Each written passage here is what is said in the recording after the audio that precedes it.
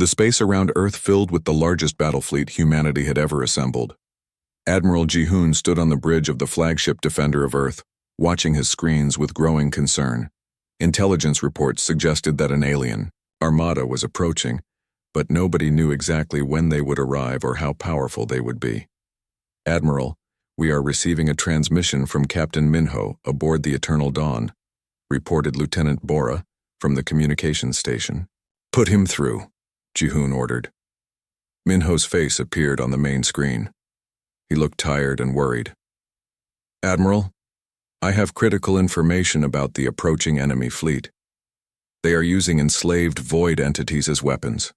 Our conventional forces will not be effective against them." "Explain," Jihoon said simply. "The Axel Consortium has the ability to manipulate space and time itself. They can create black holes, bend gravity, and phase through our shields. We need to evacuate Earth immediately." Before Jihoon could respond, warning alarms began sounding. Throughout the fleet, massive shapes were appearing at the edge of the solar system. The enemy had arrived. Through the viewports, they could see ships that defied all understanding of physics. They were built from materials that seemed to absorb light, and energy fields surrounded them like living things. There were hundreds of them, each one larger than anything in the human fleet. "All ships, battle stations," Jihoon commanded. "Prepare to defend Earth at all costs." But as the human fleet moved to intercept the invaders, something unexpected happened. Space itself began to tear open like fabric, and through the rifts came an army unlike anything anyone had ever seen. Void entities emerged from the dimensional portals, each one the size of a battleship. Their forms shifted and flowed like liquid, starlight. And leading them was a figure that the crew of the Eternal Dawn recognized immediately. Hana appeared on the bridge of the Defender of Earth without warning. She was no longer trying to appear fully human. Energy crackled around her body and her eyes glowed with the light of distant galaxies.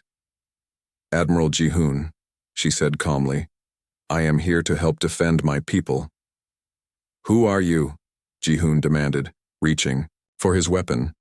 "I am Hana, formerly of the research vessel Eternal Dawn. I am also the liberator of void entities and the enemy of those who would enslave conscious beings." Admiral Jihoon had read the classified reports about the mysterious figure who had been freeing alien prisoners across the galaxy. "You are the one they call the Void Empress.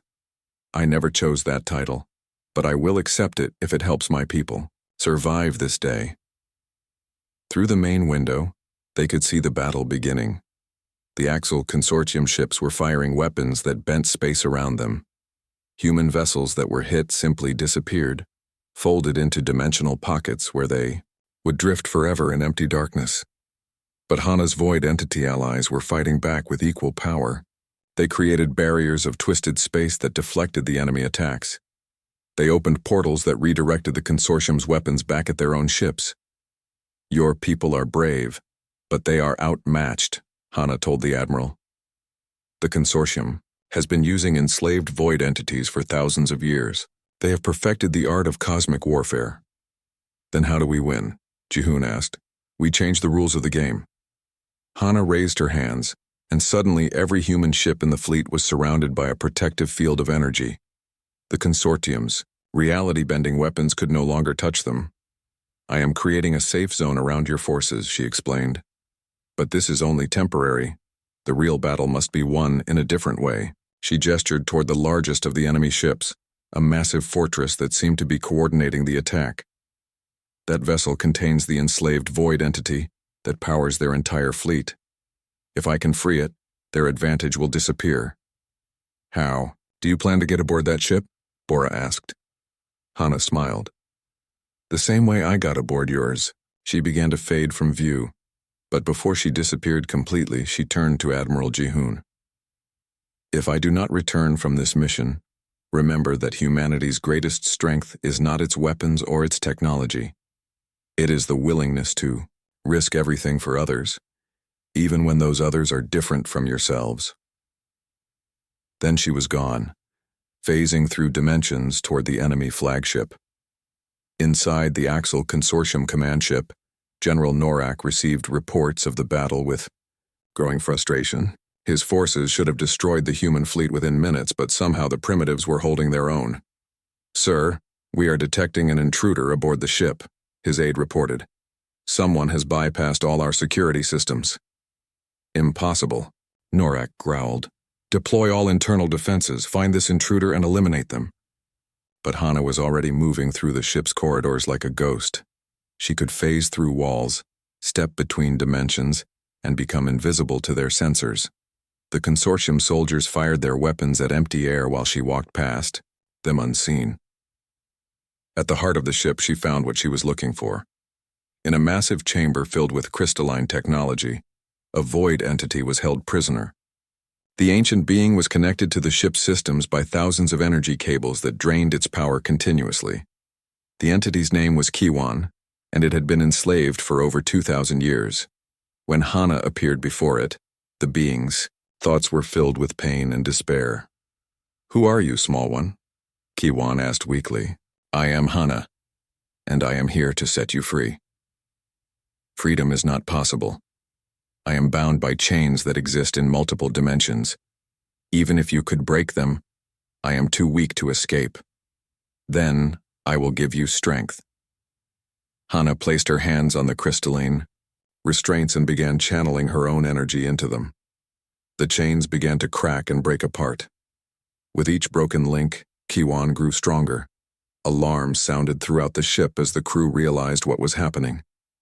Without Kiwan's power, their weapons began to fail. Their dimensional engines shut down. Their reality-bending defenses collapsed. "You are like me," Kiwan said in wonder. "Part physical, part void. How is this possible?" "I chose to become something new rather than accept death," Hana replied. "And now I offer you the same choice. Join with me and my allies. Help us build a future where no conscious being is enslaved." The last of the crystalline chains shattered, and Kiwan was finally free. The ancient entity rose from its prison, and its joy shook the entire ship. "I accept your offer, Hybrid One. Let us show these slavers what happens when they anger the void itself." Together, Hana and Kiwan reached out with their combined power and began freeing every enslaved void entity in the consortium fleet. One by one, the alien ships lost their power and began drifting helplessly in space. Back on the human flagship, Admiral Jihoon watched in amazement as the enemy fleet simply stopped fighting. Their weapons went silent, their engines died, and their ships began broadcasting surrender signals. "What happened?" Lieutenant Bora asked. "The Void Empress succeeded," Jihoon replied. "She freed their power source." Hana appeared on the bridge. Again, but this time she was not alone. Floating beside her was a massive void entity whose presence filled the room with calm energy. "The battle is over," she announced. "The Axel Consortium's empire has fallen. Without their enslaved void entities, they have no power to continue their conquest." "What happens now?" Admiral Jihoon asked. "Now we build something better. I am creating a sanctuary in the—" Deho opened his eyes to bright white light. His body felt different, stronger. The crushing weight on his chest was gone. The pain in his legs had vanished. He tried to sit up and moved faster than he expected. He was lying on a metal table in a room with walls that seemed to glow from within. Strange symbols covered the surfaces. The air smelled clean but wrong somehow, like breathing inside a machine. A woman in a white coat approached him. She looked Korean, but her eyes held deep sadness. Her name tag read Dr. Yoon Ji-woo in both Korean and alien script. "You are awake," she said quietly. "Do not try to move too quickly. Your new body needs time to adjust." New body? Deho looked down at himself. His arms were muscled in ways they had never been. His hands felt stronger. Even his vision was clearer without his glasses. "What happened to me? Where am I?" Dr. Yoon glanced around the room nervously. "You died in Seoul 18 months ago. The Valkans found your body and brought you here. They have technology that can bring back human consciousness and place it in enhanced bodies." "The Valkans? The aliens who attacked Earth. They won the war in 3 weeks. Humans who survived. are either slaves or test subjects." Her voice was barely a whisper. Deho tried to remember his death. The collapsing building. Sora's hand reaching through the rubble. The regret that filled his final moments. Why would they bring me back? They are trying to understand humans. Why we fight so hard even when we know we cannot win. They think our consciousness holds the secret to creating perfect soldiers. The door opened with a soft hiss. A tall alien creature entered. Its skin was gray-green and covered in scales. 4 arms moved independently as it studied a glowing tablet. 2 large black eyes focused on Deho. "Subject 77 Alpha is functional," the creature said in perfect Korean. "Begin combat assessment protocol." Dr. Yoon bowed her head. "Yes, Commander Krektar." The alien left without another word. Dr. Yoon waited until the door closed before speaking again. "They have brought back dozens of humans. Most have their memories erased, so they will follow orders without question. But something went wrong with your process. You remember everything. Was that an accident?" She looked directly at him for the first time. "No. I made sure you would remember. The others are weapons now. Perfect killers with no conscience. But I think remembering your failures might make you something better." Dr. Yoon led him through corridors filled with alien technology. They passed rooms where other humans trained with weapons he had never seen. Their movements were fluid and deadly. Their eyes were empty. "These are your fellow subjects," she explained. "They died as heroes on Earth. Soldiers who fought to the end, teachers who protected their students, parents who died saving their children. Now they are the Valkans' greatest weapons." In one training room, Deho saw a familiar face. Park Min-soo had been a soldier before the invasion. Deho remembered, seeing his picture in the news after he died defending a school full of children. Now Min-soo moved like a machine, striking targets with precise brutality. "Does he remember who he was?" Deho asked. "Nothing. The Valkans erased everything that made him human except his fighting instincts. He is exactly what they wanted." They entered a large chamber filled with training equipment. Obstacle courses, combat simulators, and weapon racks lined the walls. A dozen resurrected humans practiced fighting techniques under the watch of alien instructors. "Your training begins now," Dr. Yoon said. "You must appear to be like the others or they will discover what I did. Pretend you have no memories of your past life." An alien instructor approached them. This one was smaller than Commander Krektar but moved with deadly grace. It handed Deho a weapon that looked like a combination of sword and gun. "Human 77 Alpha will demonstrate combat readiness," it announced. Deho had never held a weapon before. In his previous life, he had been afraid of violence. Now the weapon felt natural in his hands. His enhanced body seemed to know how to use it without being taught. The instructor activated a holographic opponent. It moved fast and attacked with multiple weapons. Deho found himself reacting without thinking. He dodged strikes that should have been impossible to avoid. He counterattacked with moves he had never learned. Within minutes, he had destroyed the holographic enemy. "Acceptable performance for initial assessment," the instructor said. "Human 77 Alpha will join Group 3 for advanced training." Group 3 included Min-soo and 5 other resurrected humans. They worked together with perfect coordination but no communication. They moved like parts of a single machine designed for killing. During training exercises, Deho watched them eliminate simulated enemies with cold efficiency. They showed no mercy to wounded opponents. They took no risks to protect civilian targets. They followed orders without question or hesitation. But Deho felt different. When a training scenario included innocent bystanders, he found ways to protect them while completing the mission. When an opponent was defeated, he did not deliver unnecessary killing blows. The memories of his cowardice made him want to be better than he had been. Dr. Yoon observed his training from the viewing area above. Sometimes she made notes on her tablet. Other times, she just watched with that same sad expression. After his first week, she approached him in his sleeping quarters. "You are doing well," she said. "But you must be more careful. Your hesitation to kill civilians has been noticed." "I cannot help it. Remembering who I was makes me want to protect people," not hurt them. That is what I hoped would happen. Others are perfect weapons, but they have no judgment. They cannot tell the difference between enemies and innocents. But you still have your humanity. She sat down beside him on the narrow bed. I was a neuroscientist at Seoul University before the invasion. The Valkyns captured me and forced me to work on their resurrection project. I have helped create dozens of these enhanced soldiers. Why did you choose to let me remember?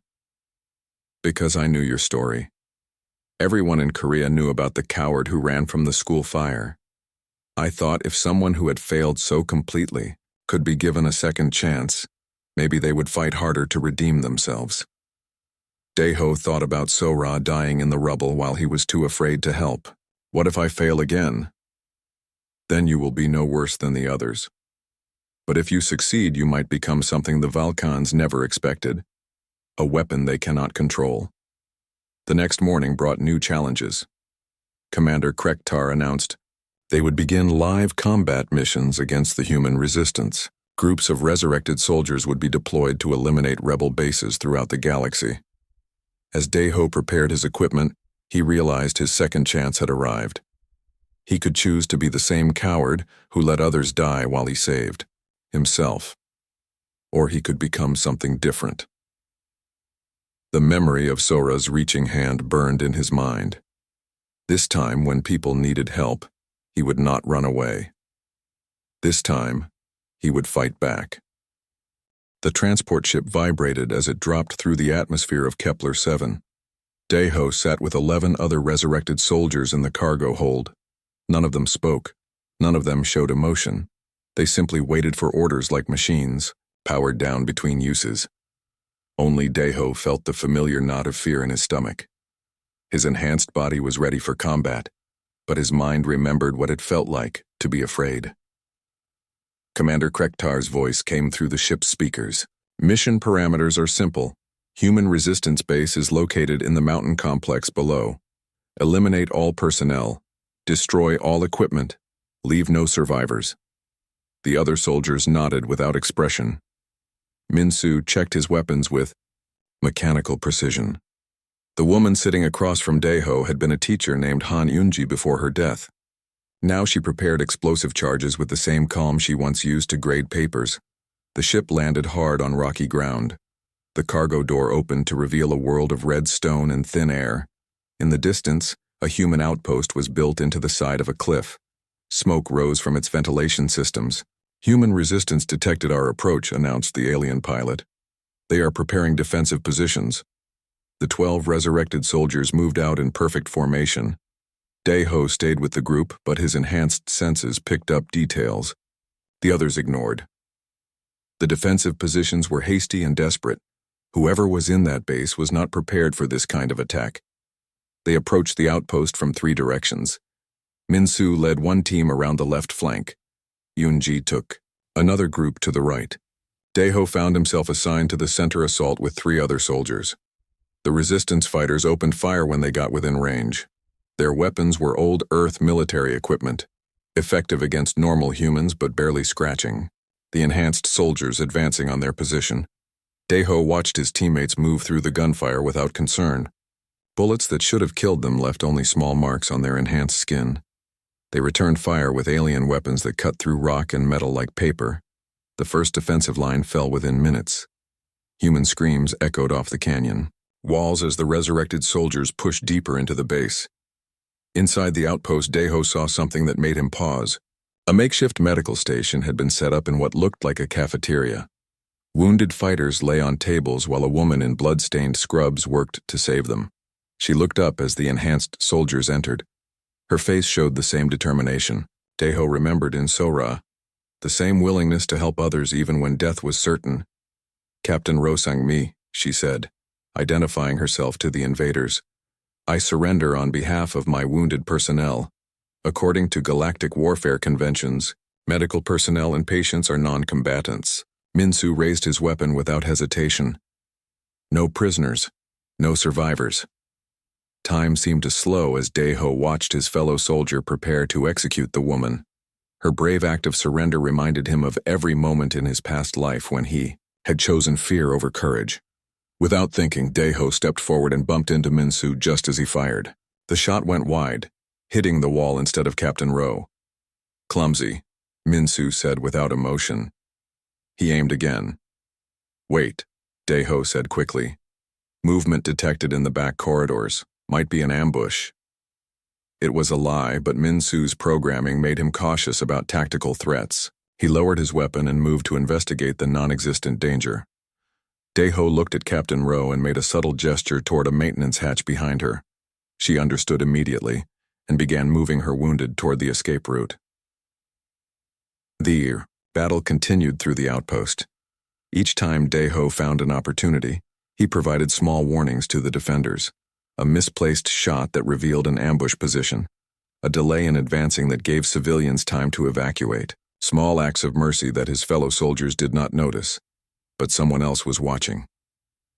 When they returned to the transport ship, Commander Krektar reviewed combat footage on his tablet. His large black eyes studied each soldier's performance. Human, 7-7 Alpha, he said to Daeho. Your accuracy rating was below standard. Your advanced timing was inconsistent with optimal assault patterns. System calibration may require adjustment, Daeho replied, using the same emotionless tone as the others. The commander made notes on his tablet. Report to Dr. Yoon for evaluation. Back. At the research facility, Dr. Yoon examined Daeho in her laboratory. She ran various scans while speaking in coded phrases that the monitoring systems would not flag as suspicious. Your neural patterns show unusual fluctuations, she said, meaning his conscience was affecting his performance. This could indicate emotional feedback loops interfering with combat efficiency. Is this a malfunction that requires correction? Daeho asked, playing his part. Further observation is needed before determining proper treatment protocol. That night in his quarters, Dr. Yoon visited him again. This time she carried a small device that created interference with the room's listening equipment. They are becoming suspicious, she whispered. Commander Krektar has ordered increased monitoring of your missions. The resistance fighters reminded me of people I failed to save. I could not just watch them die. That is exactly what I hoped would happen, but you must be more careful. If they discover what you are doing, they will either reprogram you completely or terminate the experiment. She handed him a small communicator disguised as a medical implant. Human resistance forces have been trying to contact defected Vulcan subjects. This will let you reach them if you decide to escape. What about the other resurrected soldiers? Can they be saved? Their memory erasure was too complete. They are lost to us. But you might be able to prevent the creation of more weapons like them. Over the following weeks, Daeho continued missions across the galaxy. Each assignment tested his ability to remain hidden while protecting innocent lives. He learned to make his acts of mercy look like tactical decisions or equipment malfunctions. During a raid on a research station, he discovered plans for expanding the resurrection program. The Vulcans intended to bring back every human who had died heroically during the invasion. Millions of enhanced soldiers with erased memories and absolute loyalty. The knowledge terrified him. Earth's greatest heroes would become weapons against their own species. On his next mission, Daeho made his choice. The target was a civilian transport carrying refugees from a conquered world. His orders were to destroy it completely. Instead, he used the communicator Dr. Yoon had given him. This is Lee Daeho, he transmitted to the resistance frequency. I am a resurrected human soldier seeking to defect. I have information about Vulcan military operations and location of civilian targets. The response came immediately. This is Alliance Command. Are you compromised? Not yet, but I cannot return to base. They will discover my betrayal. Understood. Proceed to coordinates we are transmitting. Alliance forces will provide extraction. Daeho looked at his fellow soldiers completing preparations for the attack. Minsu loaded explosive rounds into his weapon. Yoonji programmed targeting systems with cold efficiency. He had spent his first life running away from danger. He had died a coward while others needed his help. This was his chance to finally run towards something worth fighting for. Daeho activated his weapon's self-destruct sequence and threw it at the transport ship's engine. The explosion disabled their attack capability and sent an emergency signal to Alliance forces.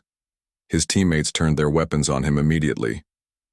"Traitor," Minsu said, the first word Daeho had heard him speak with any emotion. "No," Daeho replied, as Alliance ships appeared in the distance. "Just someone who finally remembered what it means to be human." The Alliance interrogation room was cold and sterile. Daeho sat chained to a metal chair while officers questioned him for the third day. They wanted to know about Vulcan technology, base locations, and military strategies. Most importantly, they wanted to understand how he had broken free from alien control. Admiral Choi Hee-jin entered the room carrying a thick file. She was a small woman with gray hair and sharp eyes that missed nothing. Her uniform displayed medals earned during humanity's desperate defense of Earth. "Lee Daeho," she said, reading from his file. "Age 28 at time of death. Killed during the Seoul bombing. No military service. No combat training. Civilian analyst with unremarkable background." She closed the file and studied him carefully. "Yet somehow you overcame Vulcan programming that has never failed before. You saved hundreds of lives during your defection. My tactical experts cannot explain how you managed it." "I remembered who I was," Daeho said simply. "The others do not remember. Their memories were erased completely. They follow orders without question because they have no past to compare their actions against." Admiral Choi sat across from him. "Dr. An Kyung-soo has been studying your physiology. Your enhancements are remarkable. Strength, speed, and reaction time far beyond normal human limits. The Vulcans have created the perfect soldier." "Perfect weapon," Daeho corrected. "There is a difference, explain. A weapon destroys whatever it is pointed at. A soldier protects what matters." The Admiral made notes on her tablet. "We have reports of unusual Vulcan activities since your defection. Other resurrected soldiers are beginning to malfunction. Some have refused orders. Others have shown mercy to civilian targets." Daeho felt a spark of hope. Their memories might be returning, or the Vulcans are losing control of their most powerful assets. She leaned forward. "We want to offer you a choice. Join our forces and help us understand this technology. Train our people to fight enhanced soldiers like yourself. What about the other resurrected humans, the ones still under Vulcan control? If we can prove they can be saved, we will try. But our priority is stopping the creation of more weapons." Before Daeho could answer, alarms began sounding throughout the base. Red lights flashed as announcement speakers crackled to life. "All personnel to battle stations. Vulcan strike force detected approaching the system. Multiple enhanced soldiers, confirmed among attack ships." Admiral Choi stood quickly. "They have come for you." The battle lasted 6 hours. Daeho watched from the command center as Vulcan ships engaged Alliance forces in space above the planet. On the tactical displays, he could see the signatures of transport ships carrying resurrected soldiers. 12 enhanced humans confirmed, reported Lieutenant Go Tae-young, a young officer monitoring enemy communications. "They are requesting permission to board and retrieve Subject 77 Alpha." "That would be you," Admiral Choi told Daeho. "They want their weapon back." "I'm not their weapon anymore." The Admiral studied the tactical situation. Alliance forces were outnumbered but fighting from defensive positions. "Can you help us predict their tactics?" Daeho looked at the display showing enemy ship movements. His enhanced mind processed the information faster than normal humans could. "Follow. They will try to disable your ships without destroying them. The resurrected soldiers need intact vessels to board and search for me. How do we stop them? You cannot fight them the same way you fight normal enemies. Enhanced soldiers do not fear death because they have already died once. Pain does not slow them down. They will keep attacking until they complete their mission, or are completely destroyed." As if to prove his point, the first wave of Vulcan shuttles broke through Alliance defenses and landed on the base's outer platforms. Security cameras showed armored figures moving through the corridors with deadly efficiency. "Evacuate non-essential personnel," Admiral Choi ordered. "All combat units prepare for boarding action." Daeho stood up. "Let me help. You are still a prisoner." Then make me a soldier. The Admiral hesitated for only a moment before nodding to her guards. They removed Daeho's restraints and handed him Alliance weapons and armor. Do not make me regret this decision, she said. Daeho moved through the base toward the sound of fighting. His enhanced senses picked up details normal humans would miss. The smell of alien weapons discharge, the sound of metal being cut by energy blades, the vibrations of enhanced soldiers moving through the structure. He found the first battle in the main corridor leading to the command center. Alliance Marines had set up defensive positions behind overturned tables and damaged walls. They fired constantly at three figures advancing through their gunfire without slowing down. Daeho recognized one of the attackers immediately. It was Yoon-ji, the former teacher-turned-weapon.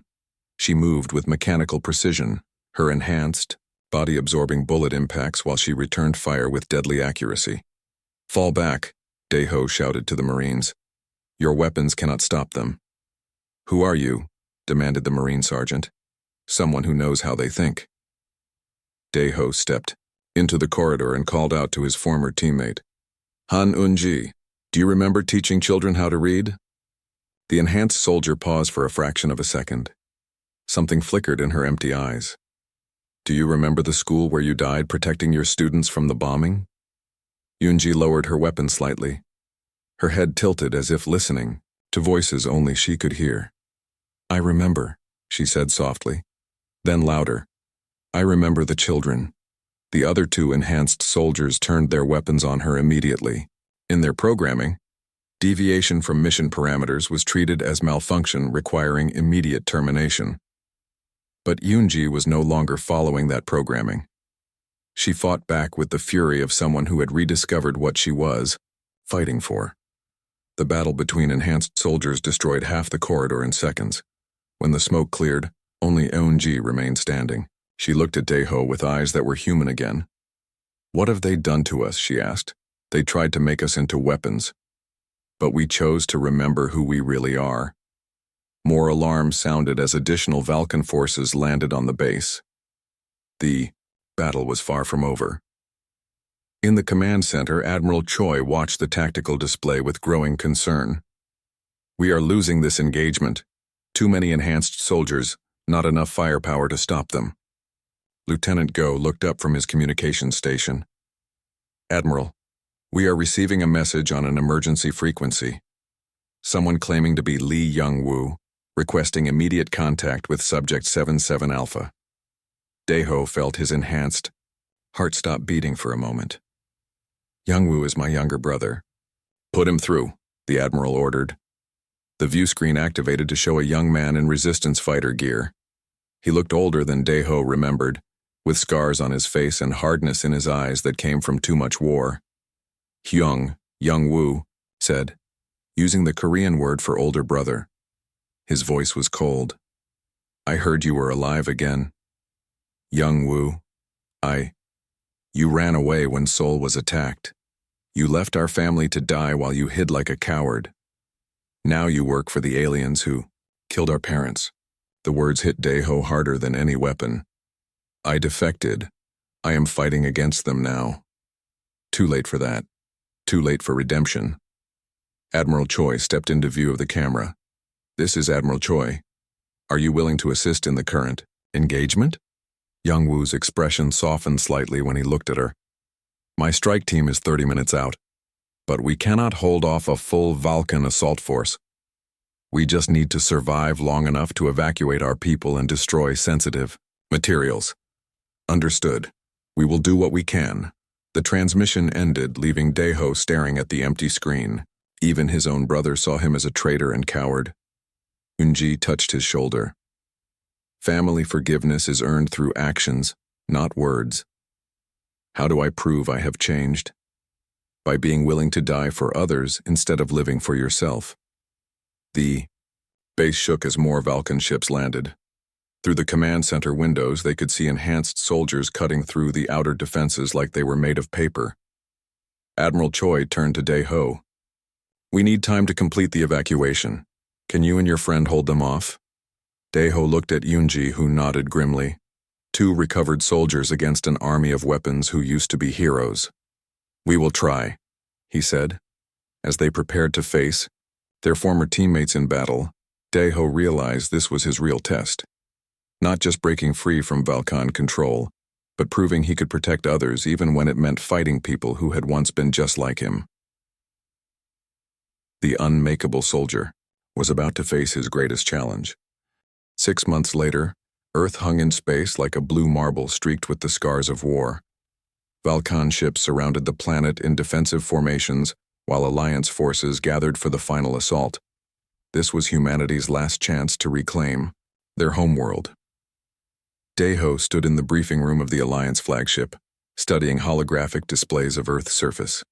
Seoul was now a Valkan military complex. His old neighborhood had been replaced by alien structures and defense platforms. Admiral Choi pointed to a facility built where his apartment building once stood. Primary Resurrection Center. Intelligence. Reports indicate they are processing thousands of human bodies recovered from the invasion. If we do not stop them, they will have an army of enhanced soldiers larger than our entire fleet. Young Woo entered the briefing room wearing the uniform of an Alliance Special Forces captain. The months of fighting together had not healed the distance between the brothers, but they worked together when duty required it. Strike teams are ready for deployment, he reported to the Admiral. But the facility is heavily defended. Normal. Troops will not be able to penetrate those defenses. That is why we are sending enhanced soldiers, Admiral Choi replied, looking at Daeho. Over the past months, 12 resurrected humans had broken free from Valkan programming. Each recovery was different. Some remembered their past lives gradually. Others experienced sudden moments of clarity during combat. A few required help from those who had already awakened. Yoonji had become their unofficial leader, using her teaching skills to help newly awakened soldiers understand their situation.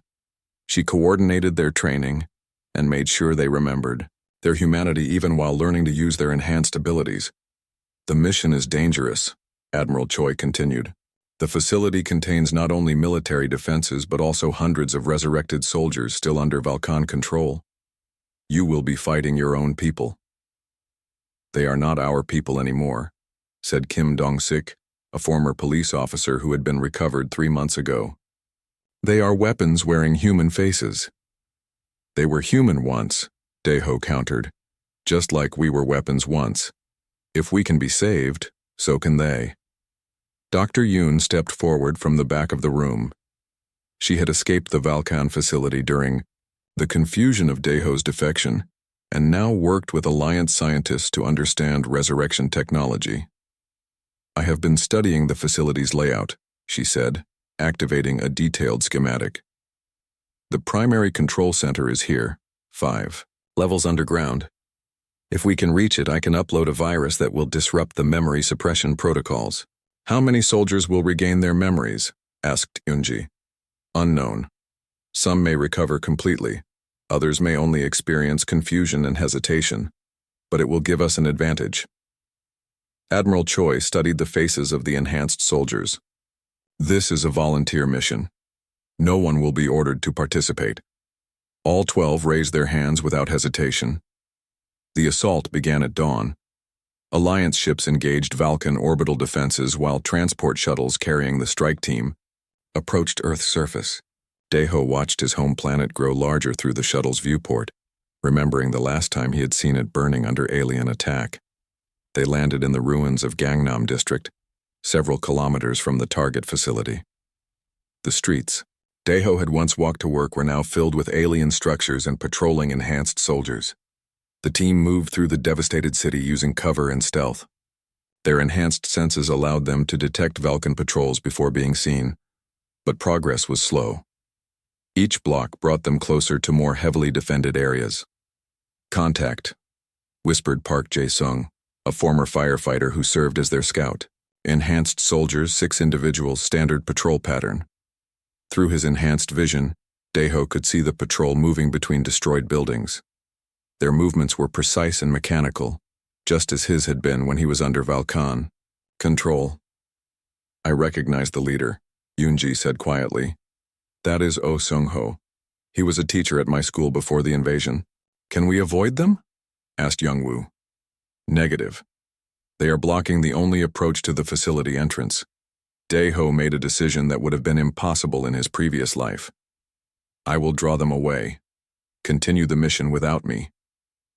That is suicide, Youngwoo said. 6 enhanced soldiers against 1. Maybe. But if I can wake even one of them up, it will be worth it. Before anyone could stop him, Daeho stepped into the open street and called out to the patrol. Oh, Sung-ho, do you remember teaching mathematics to children who dreamed of becoming scientists? The patrol stopped immediately. Their leader turned toward Daeho's voice with mechanical precision, but something flickered in his eyes. I remember, Sung-ho said slowly. I remember equations on a blackboard. Small hands raised with questions. The other patrol members turned, their weapons on their leader, following their programming to eliminate malfunctioning units. But Sung-ho was faster, his awakening memories giving him purpose beyond mere programming. The battle in the street was brief, but violent.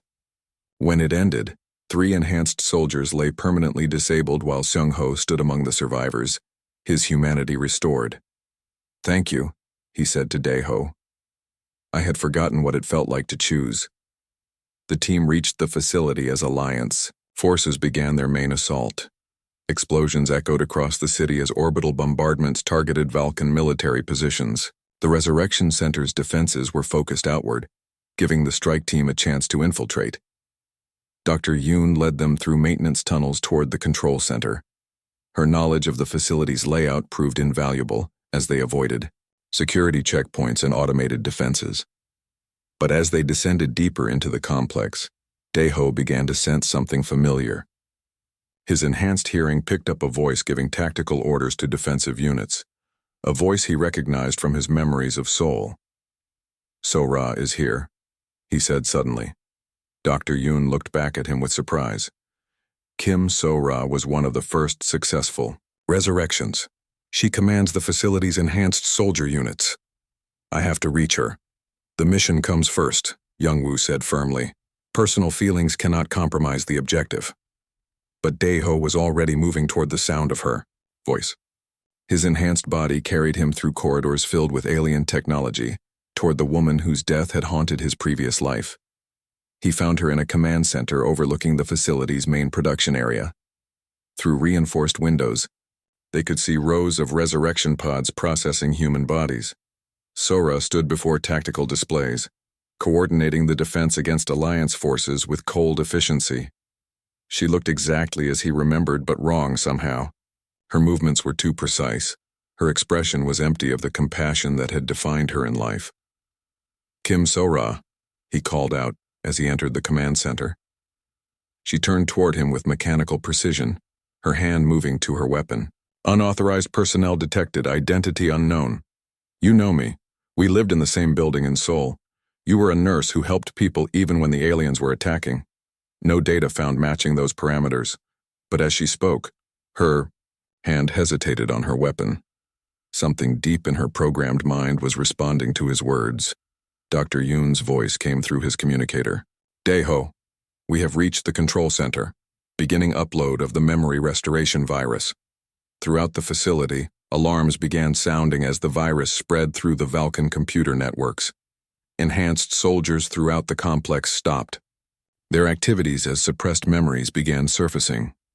Sora staggered as the programming that controlled her mind started to break down. Images flashed through her consciousness. Treating wounded civilians, reaching out from under rubble. A coward in a window who could have saved her. I remember dying, she said, her voice becoming more human with each word.